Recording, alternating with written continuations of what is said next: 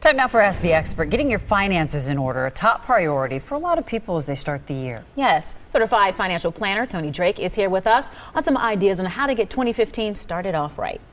Yeah, I think people are constantly saying, I want to work on the finances, Tony, and you mean to get to it and never do. But we got some tips tonight where we mean well, Tony. Yeah, that's right. We sure do. Good That's intentions. right. But here's a couple ideas you can do. I think each of them should take less than an hour and easy to starting point, if you will, to start tackling some of the finances. Okay.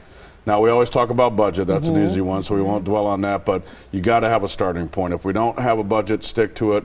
Really difficult to maintain any financial plan. So if you make a monthly budget, you can see where your money's going too, how much you spend on coffee, things like that. Yeah, and for those of us that are a little more technology plugged in nowadays, there's some great apps. Mint is one. They're free. You can link your accounts. It'll actually create your budget for you. It'll show you what you're spending. What do you think about when you think about budgets and say using cash versus debit card? It's a great system. For those of us that use a debit or credit card and maybe we buy that extra dress or that extra pair of shoes or things that maybe we shouldn't, it's a great way to put cash in an envelope. Say, this is what I have for the month, and that's that. I like belts and socks too. See, implicating us women.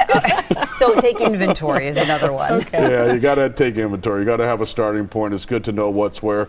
Believe it or not, a lot of folks I meet, they don't know exactly what's where, have it all in one spot. If you don't have a great budget sheet, inventory sheet, we have some tools at our website, wealthwisconsin.com, to help you get started. Let's talk about the big D in the room, creating a debt plan. Yeah.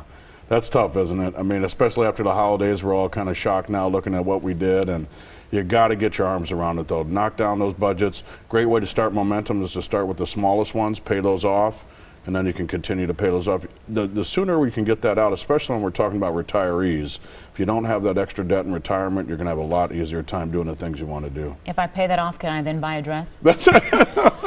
Or maybe cash. shoes for me. Shoes for me. Organize for taxes. Yeah.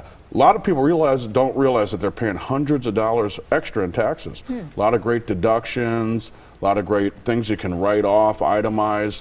One thing we suggest is having 3 folders. One is for income, one is for deductions and expenses that you can deduct. And when it comes to tax time, it's going to really help us organize that. Otherwise, you get the tax time right. And just think about it when you. I put it all in a drawer and then go Right, that's the hard part. So if you get organized now for next year, it's going to make a big difference. Can you also talk about, sometimes we have a lot of accounts, money here, money there, combing through your accounts? Yeah, a lot of combing through our accounts, consolidating some of that. Sometimes some of our old 401ks, some of those things can be consolidated and invested properly. Maybe one advisor has no idea how you're invested over here, so they're duplicating those investments instead of diversifying you properly. So sometimes that consolidation can keep it easier to track. And if you're confused, call on the experts. Yes, all good advice. We thank you for being with us today. If you have a question for the expert, you can email them to asktheexpert@todaystmj4.com. You can also leave a voice message at 967-5253.